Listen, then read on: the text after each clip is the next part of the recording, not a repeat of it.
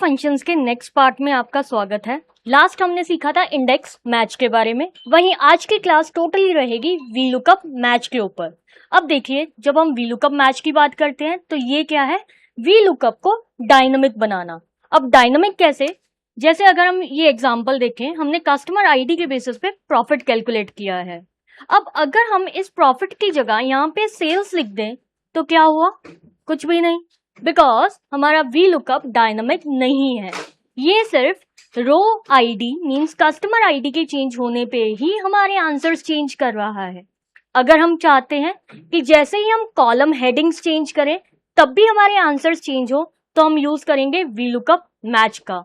अब देखिए इसे यूज कैसे करना है। इसका यूज सेम वीलुकअप की तरह है। सबसे पहले इज इक्वल्स टू वीलुकअप लगाएं, लुकअप वैल्यू में कस्टमर आईडी सेलेक्ट की, टेबल एरे में हमने अपना कंप्लीट टेबल सेलेक्ट किया, बट उसके बाद कॉलम इंडेक्स नंबर में हम 1 2 3 कॉलम नंबर्स नहीं डालेंगे। इसको ऑटोमेट करने के लिए हम यहाँ पे डालेंगे मैच।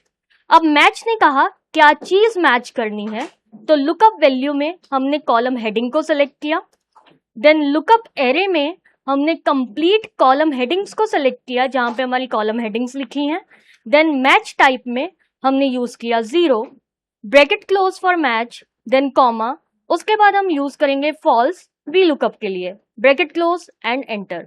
अब देखिए हमारे पास कस्टमर आईडी AB10105 की जो सेल्स है दैट इज 393165। अगर हमें सेल्स की जगह प्रॉफिट चेक करना है तो हम यहाँ पे प्रॉफिट लिखेंगे एंड यू कैन चेक हमारे जो आंसर्स हैं वो ऑटोमेटिकली चेंज हो गए। तो ये था डायनामिक वीलुकअप। अगर हमें एक ही बार में सारी चीजें कैलकुलेट करनी है तो हम डायनामिक वीलुकअप को कैसे यूज करेंगे, चलिए देखते हैं। तो सबसे पहले हमने कहा कि हमें कस्टमर आईडी के बेसिस पे customer name, sales, quantity, discount, profit, इन सबको कैलकुलेट करना है। तो हम क्या करेंगे, सबसे पहले हमने is equals to VLOOKUP use किया, देन लुकअप वैल्यू में हमने कस्टमर आईडी को सेलेक्ट किया, टेबल एरे में हमने कंप्लीट टेबल को सेलेक्ट किया।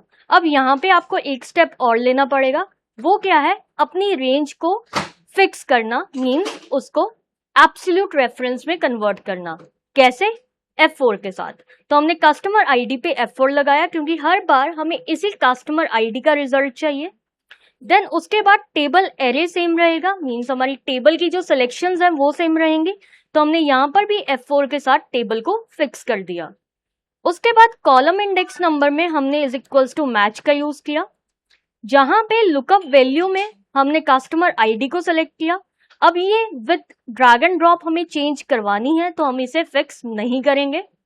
देन उसके बाद लुकअप एरे में हमने टेबल से जितनी भी कॉलम हेडिंग्स है उनको सेलेक्ट कर लिया, बट जैसे ही हम ड्रैग एंड ड्रॉप करेंगे ये चेंज हो जाएंगी।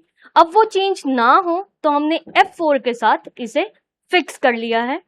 देन उसके बाद मैच टाइप में हमने यूज किया exact match, bracket close for match, then comma, हम यूज करेंगे false for exact match in VLOOKUP, bracket close कीजिए एंड एंटर। अब देखिए अगर हम इसे ड्रैग एंड ड्रॉप करते हैं तो हमारे सारे के सारे आंसर्स ऑटोमेटिकली अवेलेबल हैं।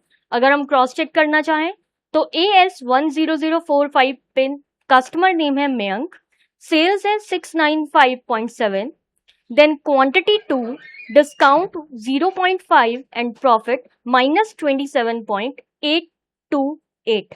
और सिर्फ हम मैच वीलुकअप में नहीं एच लुकअप में भी यूज कर सकते हैं इन द सेम मैनर। अब एच लुकअप में प्रैक्टिकली कैसे मैच यूज होगा वो हम करेंगे अपनी नेक्स्ट क्लास में। अगर आपको आज की वीडियो अच्छी लगी तो वीडियो को लाइक कीजिए, चैनल को सब्सक्राइब कीजिए और बेल आइकन को दबाना ना भूलें। अगर आपका कोई भी डाउट है तो हमें कमेंट सेक्शन में जरूर बताएं।